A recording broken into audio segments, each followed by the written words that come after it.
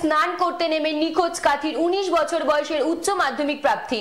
জানা গিয়েছে 4 বন্ধু বাইকে করে কাথির জুনপিটের বগুড়ান জলপাইতে বেড়াতে যায়। সমুদ্রের পাড়ে ব্যাগ জুতো রেখে সমুদ্রে স্নান করতে নামেন 4 বন্ধু। নিখোঁজ যুবককে খোঁজ জোরদার চালাচ্ছে পুলিশ, তবে খুনের অভিযোগ তুলেছে পরিবার।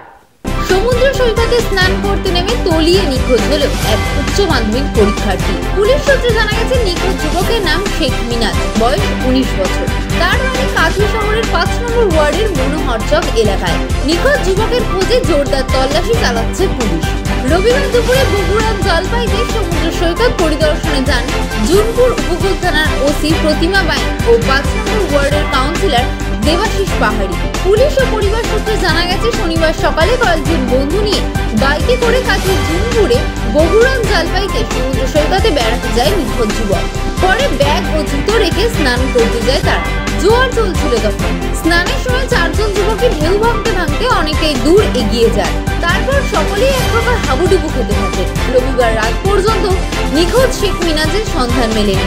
মিনাজের এবার উচ্চ মাধ্যমিক পরীক্ষা ছিল এবং এছাড়াও একটি মোবাইল রিপেয়ারিং এর দোকান চালাতেন তিনি।